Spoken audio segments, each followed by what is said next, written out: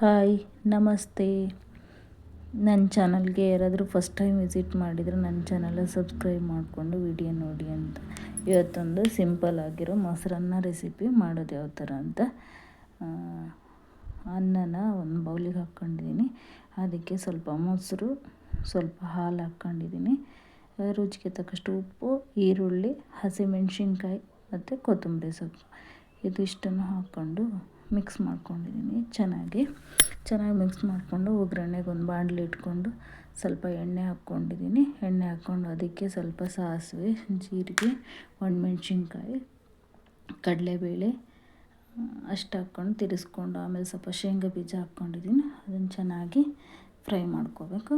ಚೆನ್ನಾಗಿ ಫ್ರೈ ಮಾಡ್ಕೊಂಡ್ಮೇಲೆ ಕರಿಬೇವಿನ ಸೊಪ್ಪು, ಸ್ವಲ್ಪ ಗೋಡಂಬಿ ಇಷ್ಟು ಹಾಕ್ಕೊಂಡು ಚೆನ್ನಾಗಿ ಅದು ಬೇಯೋ ತನಕ ಚೆನ್ನಾಗಿ ಮಿಕ್ಸ್ ಮಾಡ್ಕೋಬೇಕು. ಮಿಕ್ಸ್ ಮಾಡಿಕೊಂಡು ಚೆನ್ನಾಗಿ ಫ್ರೈ ಆಗಬೇಕು ಅದು ರೋಸ್ಟ್. ಆಮೇಲೆ ಒಗ್ಗರಣೆನ ಮೊಸರನ್ನ ರೆಡಿ ಮಾಡಿ ಇಟ್ಕೊಂಡಿದ್ನಲ್ಲ ಅದಕ್ಕೆ ಹಾಕಿ ತಿರ್ಗಿಸ್ಕೊಳ್ತಾ ಇದ್ದೀನಿ. ತಿರ್ಗಿಸ್ಕೊಂಡು ಕೊನೆಯಲ್ಲಿ ದಾಳಿಂಬೆನ ಬಿಡಿಸಿದ್ದೀನಿ. ದಾಳಿಂಬೆ ಬಿಡಿಸಿ ಅದಕ್ಕೆ ಹಾಕ್ಕೊಂಡಿದ್ದೀನಿ.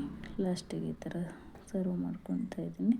ತುಂಬ ಟೇಸ್ಟಿಯಾಗಿ ಚೆನ್ನಾಗಿರುತ್ತೆ. ಸ್ವಲ್ಪ ಸೈಡ್ಸಿಗೆ ಸೌತೆಕಾಯಿ, ಸ್ವಲ್ಪ ಮೇಲಕ್ಕೆ ಗೋಡಂಬಿ ಹಾಕ್ಕೊಂಡಿದ್ದೀನಿ. ಸೂಪರ್ ಟೇಸ್ಟಿಯಾಗಿರೋ ಮೊಸರನ್ನ ರೆಸಿಪಿ ನೀವು ಒಂದ್ಸರಿ ಟ್ರೈ ಮಾಡಿ.